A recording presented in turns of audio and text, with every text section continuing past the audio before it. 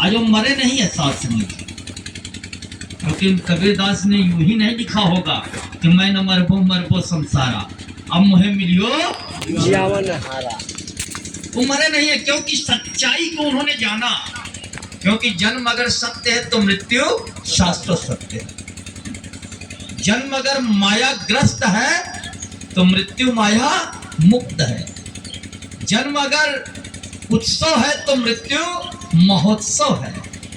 जन्म अगर मिलन है तो मृत्यु महामिलन है। लेकिन इस राज को समझ कौन पाता है?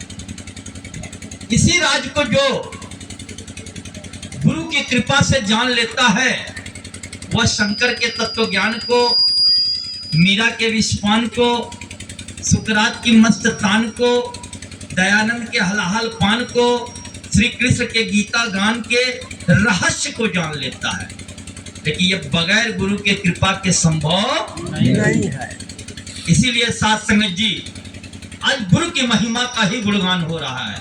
क्योंकि कहते हैं ना कि जिसके जीवन में गुरु नहीं उसका जीवन शुरू।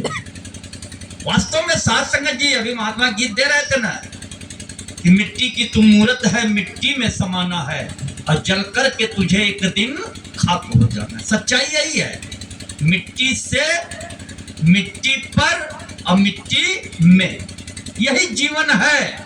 लेकिन उसके बाद भी गुरूर इतना है कि जैसे लगे कि संसार उठा लेंगे शास्त्र में जी। लेकिन जिसने इस अहंकार को मारा, इस गुरूर को मारा, अब गुरु के चरणों में स्वयं को समर्पित किया, आज उसका जय जयकार हो रहा है। बेड़ा पार हो गया, जीते जी वह जन्म मरण के बंधन से मुक्त हो गया। मरने के बाद कहाँ किसी के घर टेलीफोन या लेटर आया है कि जन्म में स्वर्ग मिला है कि नरक मिला है? अरे जीते जी विश्वास हो जाए कि अब नहीं मरना है, इस शरीर मरेगा, मैं नहीं मरूंगा, क्योंकि मैं शरीर नहीं हूं। अगर कोई मुझसे पूछे कि आप कौन है, अगर ज्ञान नहीं है, समझ नहीं है, इस निरंकार का बोध नहीं है, सच्चाई से वास्ता नहीं, तो हम यही कहेंगे कि हम अमित सहाय हैं, बहरियाबाद घर है मेरा। लेकिन जब बोध हो जाएगा तो हम कहेंगे कि हमारा नाम जरूर अमित सहाय है, ये शरीर जरूर अमित सहाय का है, लेकिन वास्तव में हम शरीर नहीं। क्योंकि शरीर का संचालन करने वाली जो चेतन सत्ता, जो जीवात्मा है, जो परमात्मा का ही एक अंश है, ईश्वर अंश जीवन, वो आत्मामय हूं। और आत्मा, ये शरीर बदलती रहती है। अगर कोई पूछे कि आप कौन है, तो हम कहेंगे कि मेरा शरीर, ये मेरा हाथ है, लेकिन हम हाथ नहीं है। ये मेरा सिर है, लेकिन मैं सिर नहीं हूं। ये मेरा पैर है, मैं पैर नहीं हूं। ये मेरा शरीर है, लेकिन मैं शरीर नहीं हूं। तो हूं कौन? इसी की जानकारी, मैं कौन हूं, इसका जिसे ज्ञान हो गया, वह व्यक्तित्व स्वतः ही महान हो गया। जैसे ही हमें स्वयं के सूरत की जानकारी होगी, अगर काश आईना नहीं बना होता तो क्या हम अपनी सूरत को देख पाते कि हम कैसे हैं? नहीं, कभी नहीं। ये आईना हमें अपनी सूरत को दिखला देता है।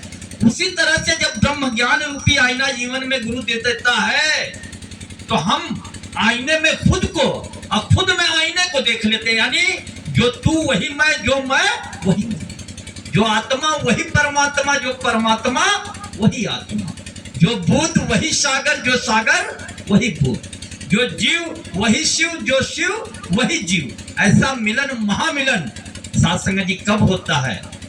जब जीवन में पूर्ण सतगुरु आता है साथ संगत जी।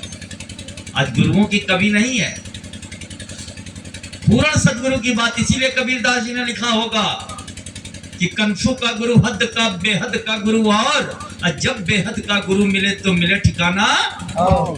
गुरु तो बहुत हैं, कंसुआ गुरु भी हैं, लेकिन नहीं, जब बेहद का गुरु मिले, यानी वह गुरु जो पल भर में जन्म मरण के बंधन से मुक्त कर दे, वह गुरु सतगुरु होता है।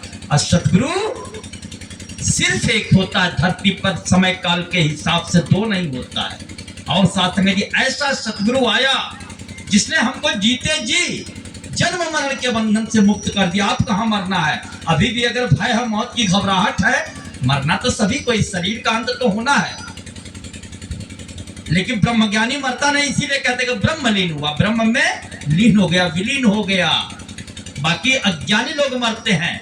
अब मरते हैं तो देखते हैं, सबको अंतिम यात्रा बांस के विमान पर करनी है, चाहे राजा हो चाहे रंक हो, चाहे अमीर हो चाहे गरीब हो, सबकी अंतिम यात्रा बांस के विमान पर ही करनी है।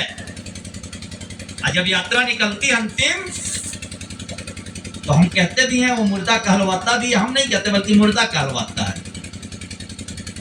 लाश चलती रहती है, हम कहते रहते कि राम नाम सत्य। वो मुर्दा कहलवा रहा है, वो कह रहा है और कहलवा रहा है कि देख, मेरा अच्छा या बुरा जो होना था वो तो हो चुका, कम से कम तू तो होश में आ कि राम नाम सत्य, राम नाम कल्पतरु देत फल चार। राम का नाम जीव को शिव बना देता है, लेकिन कब? जब जीव को शिव का दर्शन होता है। और जीव को शिव का दर्शन तभी होता है जब जीवन में आप जैसे प्रभु प्रेमी ब्रह्मज्ञानी संत महापुरुष मिलते हैं और जिनकी कृपा से गुरु की प्राप्ति होती है। और साथ संगत जी, आज पूर्ण सदगुरु आया है जीवन में, पूर्ण सदगुरु। अब पूर्ण सदगुरु आया तो पूर्ण ज्ञान मिल गया, अब अधूरा ज्ञान नहीं है। अभी भी मन में अगर मगर चुटकी लेकिन किंतु परंतु लगा हुआ है। अभी भी कोई है अगर भ्रम, इसका मतलब अभी ब्रह्म को जाना नहीं, क्योंकि ब्रह्म की प्राप्ति ब्रह्म की समाप्ति। अगर अभी भी कुछ है तो फिर से इस निरंकार का ज्ञान लें, और इस निरंकार को जानने के बाद सारे भ्रम खत्म हो जाते हैं। साथ में जी अभी कहते हैं, अभी महात्मा जी कह रहे थे, शायद गिरी साहब कह रहे थे, गिरी जी कि दरिया हूं समंदर में उतर जाऊंगा। जब बुद्ध ये सागर में मिल जाएगा तो ये बुद्ध भी सागर हो जाएगा। ये आत्मा जब परमात्मा में मिल जाएगा तो ये आत्मा भी परमात्मा हो जाएगा। जब जीव शिव में मिल जाएगा तो ये जीव भी शिव बन जाएगा। ये मिलन गुरु की कृपा से ही संभव है। साथ संगत जी, आए सौभाग्य की बात है कि महात्मा गुरु की कृपा लेकर कह के गए हैं। क्योंकि कहते हैं ना कि पत्नी बहुत साथ देगी तो घर द्वार तक, सगे संबंधी मित्र यार बहुत साथ देंगे तो शमशान घाट तक, अपना ही जन्मा बेटा बहुत साथ देगा तो अग्नि दान तक, उसके बाद कौन सा। इसीलिए अवतार वाणी में शब्द भी आया कि दुनिया के सब रिश्ते झूठे, सच्चा रिश्ते। अगर जीवन में गुरु आ गया, पूर्ण सतगुरु आ गया, तो फिर वह यह लोक नहीं परलोक सुहेला कर देगा। साथ संगत जी, आइए साथ संगत जी, ऐसा सतगुरु हमारे जीवन में आया हुआ है। बस अहंकार को मारना है, क्योंकि मालिक ने जब माटी के पुतले को बनाया और उसमें रूह को डाला तो उसमें 5 कर्मेंद्रियां, 5 ज्ञानेंद्रियों के अलावा 4 चीजें और डाल दिया, मन, बुद्धि, चित्त और अहंकार। मन भी बड़ा खतरनाक है, अगर पॉजिटिव है तो ठीक है, निगेटिव हुआ तो गड़बड़ है। बुद्धि भी बहुत खतरनाक है, अगर पॉजिटिव चल रहा है तो ठीक है, अगर चालाकी में निगेटिव में आ गया तो। उसी तरह से अहंकार सबसे प्रबल है। अगर अहंकार है, अभी महात्मा कह रहे थे ना कि मास्टर साहब शायद कह रहे थे, यार है तो बड़ी आग की तरह, ये मोहब्बत है गुरु से, ये इश्क है। किसी शायर ने लिखा है ना, ये इश्क नहीं आशा, बस इतना सोच लीजिए, और एक आग का दरिया है और डूब के चलो। जब मोहब्बत इश्क सच्ची हो जाती है, लगन लग जाती है, तो फिर ये धूप और गर्मी, ये बरसात दिखाई नहीं देता। क्यों? क्योंकि हम शरीर से ऊपर उड़ जाते हैं, फिर इस शरीर को क्या कष्ट हो रहा है उसका एहसास नहीं होता। कहे ना कि यहाँ आने के बाद लगा जैसे बड़ी शीतलता है। तो कहते ना कि वास्तव में हम किताबों में पढ़ते हैं इंद्र का नंदन वन, जिसमें सिर्फ शीतलता शीतलता। किसी ने देखा नहीं इंद्र का नंदन वन, लेकिन बातें होती हैं। कल्प वृक्ष की बातें होती देखा नहीं, कि जिस तल पर वृक्ष के नीचे बैठ जाने से मन की सारी कामनाएं पूरी हो जाती है। पारस पत्थर की बात होती, किसी ने पाया देखा नहीं कि जिस पत्थर को अगर किसी लोहे कबाड़े से छुला दिया जाए तो वो कंचन सोना बन जाता है। वास्तव में पारस पत्थर है क्या? वास्तव में कल्प वृक्ष है क्या?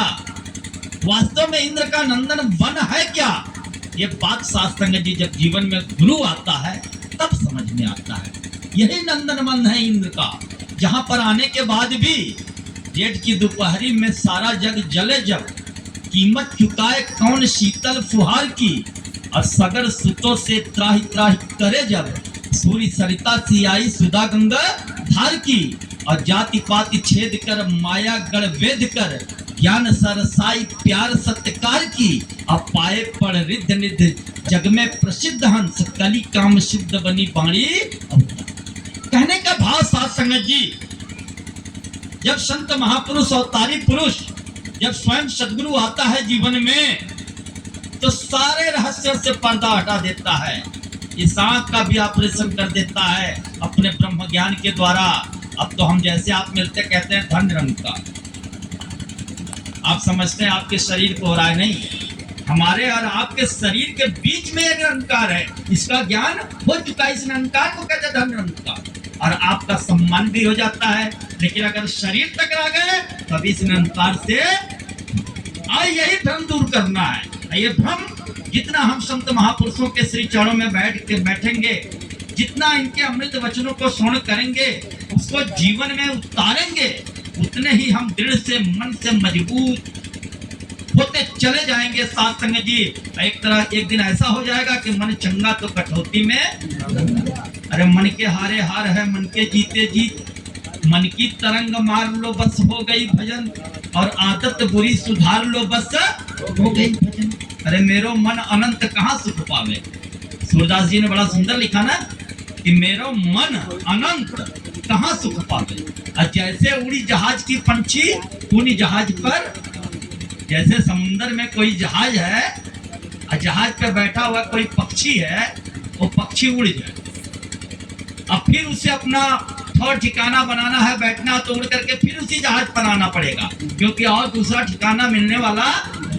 उसी तरह से जीव को, जो जीवात्मा शरीर धारण करने के कारण जीव जीवात्मा हो गया। इस जीव को अगर वास्तव में फिर से ठौर ठिकाना खोजना है, सुकून शांति लेना है, ठहरना है, हमेशा के लिए विश्राम प्राप्त करना है, तो फिर अपने उस मूल परमात्मा से जुड़ना पड़ेगा, आना पड़ेगा साथ में जी। और जो आ गया वो जिंदाबाद है। कहाँ मरा कोई? तुलसी कभी मरे, कबीर मरे, आज भी जिंदा है।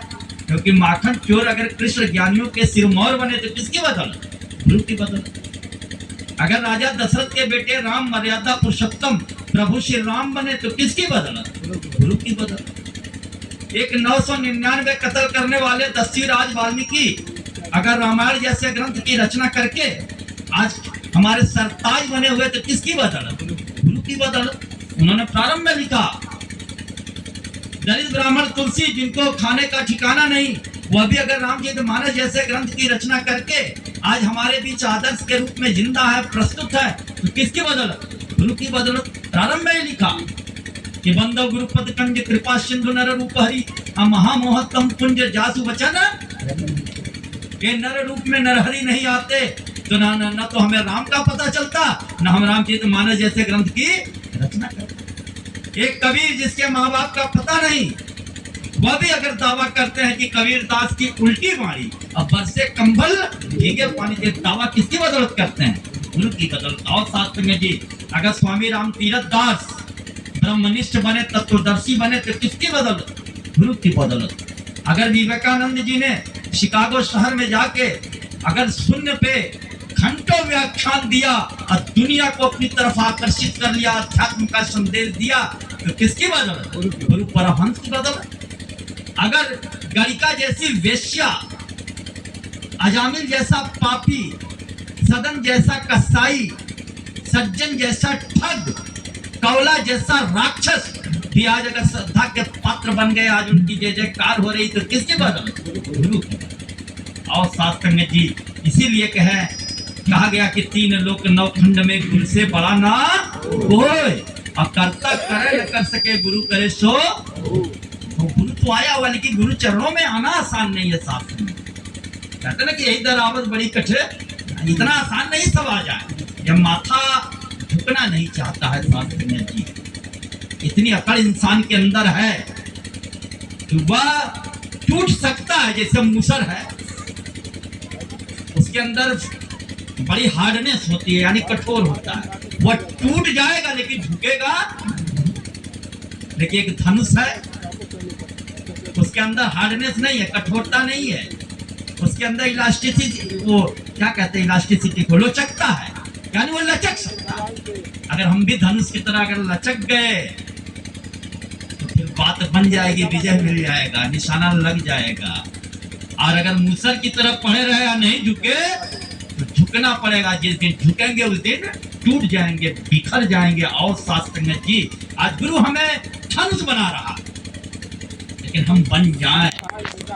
प्रेम पियाला जो पिए शीश दक्षिणा दे, और लोभी शीश ना दे सके नाम प्रेम कर। इतना आसान नहीं है। प्रेम न खेती उपजे, प्रेम न हाट बिकाए, और राजा प्रजा जय रुचे शीश दे ले। यही तरीका है, इस शीश को देना पड़ेगा। शीश का मतलब अहंकार को मारना पड़ेगा। और जिसने जिसने अहंकार को मारा, आज रावण का हम पढ़ते तो हैं बहुत कुछ, 1 लाख पूत 1.25 लाख नाती, अतः रावण घर दिया न। अरे लकड़ी जली तो कोयला हुआ, कोयला जला तो राख। अरे रावण तू ऐसा जला कि कोयला हुआ ना। कोई कंधा देने वाला नहीं मिला, कोई रोने वाला नहीं मिला। अंतिम गति जिसके पास 1 लाख पूत 1.25 लाख नाती, अतः रावण घर रहा न कुल कोई रोवन हारा, कोई रोने वाला नहीं बचा। क्यों? क्योंकि अहंकार था। और साथ में जिसने अहंकार को मारा, समय के सद्गुरु के चरणों में स्वयं को अर्पित किया। गुरु क्या करता है? गुरु सर्वशक्तिमान होता है। इस अहंकार परमात्मा का सर्वश्रेष्ठ साकार स्वरूप होता है, सारी शक्तियों के साथ समाहित होता है। और उसकी शरण में जो आ जाता है, वो समाज का गंदा सा गंदा व्यक्ति भी अगर उसकी शरण में आ गया, गुरु के शरण में, तो गुरु क्या करता है? उसके सारे गुनाहों को माफ करके एक नवजीवन दे देता है, और फिर गुनाह मुक्त होकर के एक जीवन जीता है शास्त्र में जी। और ऐसा सदगुरु आज हमारे जीवन में आया है। अब हम अहंकार से उठ जाए शास्त्र में जी, लेकिन अहंकार से उठना भी इतना आसान नहीं है।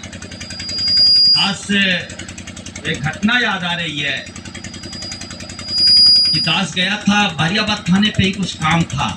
घटना कुछ साल पहले की है, और उस समय एक दरोगा जी यादव जी हुआ करते थे, हमारे थानाध्यक्ष यशो साहब। क्योंकि दास एक अखबार का, बड़े अखबार का पत्रकार भी है, तो अक्सर काम होता है, जाना पड़ता है साथ में जी। तो दास गया तो यशो साहब को फ़ोन किया कि सर आप हैं, कहाँ हैं? तो उन्होंने कहा कि हम कमरे में हैं। हमने कहा कि आपसे मुलाकात करना चाहते थे, कुछ काम था। कैसा है जी? बैठिए, हम 10 मिनट में आते हैं। दास उनके ऑफिस में बैठ गया, बाहरी बरामदे में।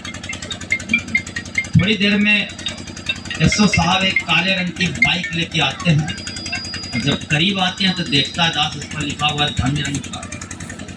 जब धन निरंकार लिखा हुआ था तो हमें लगा कि लगता है कि यशो साहब निरंकारी आए, बैठे, नमस्कार हुआ, बातें हुई। बातों बातों में दास ने पूछा ये बाइक आपकी है? उन्होंने कहा हाँ मेरा है। तो हमने कहा तब तो आप निरंकारी हैं? कहा नहीं नहीं नहीं, हम निरंकारी। हमने कहा बाइक आपकी है, इसमें लिखा हुआ है धन निरंकार, और आप कह रहे हैं निरंकारी नहीं है, क्या मतलब है? ऐसा है कि वो बाइक हमारी नहीं है, हमारे भाई साहब भैया की। वो निरंकारी, हम निरंकारी।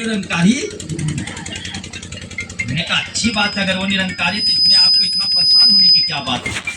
कहते कि ऐसा है कि हम गए थे घर, तो जब जाते हैं घर देखते हैं कि हमारे भाई साहब एगो झोला लेते हैं, मोटरसाइकिल लेते हैं, अब भौजी को बैठाते हैं, चल देते हैं रोज सत्संग, रोज सत्संग, रोज सत्संग। देदा पारी गई नहीं तो देखनी कि हमारे जौन श्रीमती जी हैं मलकिन वो अब सत्संग करे लगल है, तो हम मोटरसाइकिलिया हम कर ले हम करिए मन तो हम दिक्कत की बात है, अगर वो भी सत्संग कर रही हैं तो क्या दिक्कत की बात है, अच्छी बात है। बातें हुई, देर तक हुई, अंत में बातें करते करते उन्होंने यही कहा कि कुल तो ठीक है लेकिन गोड़वा पड़ल का ठीक इतना आसान नहीं है। ऊपर ऊपर सब चले, नीचे चले ना ओए, और जो एक बार नीचे चले तो सबसे ऊपर। इतना आसान नहीं कि हम चौराहे पे आकर के किसी के चौरों में झुक जाए। अब गुरु ने कितनी बड़ी शक्ति हमें दे दी, अब कहीं कोई दिक्कत होती है झुकने में, अहंकार को मार दिया क्योंकि निरंकार का बोध करा दिया। अब तो समझ में आ गया कि अव्वल अल्लाह नूर के कुदरत के सब बंदे और एक नूर से सब जग उपजा, कौन भले कौन। आदम को खुदा मत कहो, आदम खुदा नहीं, लेकिन खुदा के नूर से आदम जुदा नहीं। कहने का भाव शास्त्र ये नर पूजा आज कर्म कांडों से बचा दिया। सच्ची भक्ति, सच्ची इबादत, सच्ची बंदगी क्या है आज उससे जोड़ दिया। आज तंत्र मंत्र यंत्र से ऊपर उठा दिया। तंत्र का मतलब क्या होता है, तरीका। मंत्र का मतलब क्या होता है, वसूल, एक सिद्धांत। यंत्र का मतलब यत्न, एक ही सिद्धांत हो और सही तरीका हो और प्रयत्न हो तो तंत्र मंत्र हो गया, यानी हम अपने मंजिल को प्राप्त करें। लेकिन आज हम अज्ञानता के चलते साथ संगत जी आज मंदिर, मस्जिद, तीर्थ, दरगाहों या गुफा कंदराओं में भटक रहे हैं। लेकिन जब पूर्ण सतगुरु मिलता है, इस निरंकार का बोध करा देता है तो मन ठहर जाता। मन को कहाँ दौड़ना, तो जिधर देखता हूँ उधर तो हर्षण में जलवा तेरा हुआ है। जो निरंकार यहाँ है वही तो बहरियाबाद में, इलाहाबाद में है, मुरादाबाद में, इस्लामाबाद में कि कुछ और है नहीं। ये समझ आ गया साथ संगत जी। अब मन नहीं भटकता है। क्यों नहीं भटकता है, क्योंकि सच्चा पाया है। अब मंदिर में जाने के बाद भी ऐसा नहीं कि मंदिर में जाने में कोई दिक्कत है, लेकिन मंदिर में जाने के बाद भी यही निरंकार नजर आता है, क्योंकि कड़कड़, डाली डाली, पत्ते पत्ते में सब में ये समाया। जो मंदिर में है वही मंदिर के बाहर भी है। आज ऐसी अवस्था में गुरु ने हमको पहुंचा दिया, यानी मंदिर मस्जिद से ऊपर उठा दिया। और साथ संगत जी ये परम अवस्था है। अब इस अवस्था को बनाए रखें। ये बनाए रखना भी इतना आसान नहीं, क्योंकि माया की प्रबलता इतनी जबरदस्त है और मन इतना विचित्र है कि कब इस निरंकार से दूर हो जाए कोई भरोसा भी नहीं है। इसलिए गुरु ने हमको सेवा दिया, सुमिरन दिया, सत्संग दिया। अगर सत्संग करते हैं, सत्संग करना इतना आसान नहीं है साथ में। अभी कुछ दिन पहले आपने माता जी का भी, सदगुरु माता जी का भी विचार भी सुना होगा कि स्पष्ट उन्होंने कहा कि तन से आने की जरूरत नहीं, इससे अच्छा नहीं आने तो मन से आने। सत्संग में हम आ तो जाते हैं लेकिन 2 घंटा ढंग से बैठ भी नहीं पाते। अगर 2 घंटा बैठ भी लिए तो शायद हम सुन नहीं पाते हैं। अगर सुन भी लिए तो उसको शायद हम ग्रहण नहीं कर पाते हैं, और ग्रहण कर भी लिए तो शायद उस पर अमल नहीं कर पाते हैं। और यही कारण है साथ संगत जी कि हम आनंद नहीं। आइए साथ संगत जी, गुरु तुमको परम आनंद देना चाहता है। इस परम आनंद के लिए गुरु के जो भी अमृत वचन आ रहे हैं वो हमारे लिए कल्याणकारी हैं, क्योंकि गुरु आता है लोक कल्याण के लिए। हमारा भी भला करता है, सबका भला करता है साथ संगत जी। और ऐसे सदगुरु के अमृत वचनों को अगर जीवन में उतारा जाए कि ये जीवन भी पावन, पवित्र, निर्मल और पूजनीय हो जाता है। इसीलिए आप महात्माओं का धन निरंकार यानी पूजा भी होता है।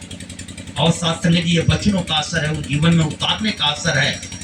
आइए हम सभी मिल करके आज प्रण ले, प्रतिज्ञा ले कि गुरु ने हमको 5 प्रण जो दिया उसका ईमानदारी से पालन हो। अगर पालन नहीं कर रहे तो निरंकार का ज्ञान ही नहीं समझ में आएगा। ये ओझल, ये इसमें हम रहते हुए इससे दूर रहेंगे। और सेवा सुमिरन सत्संग की आदत बना ले साथ संगत जी।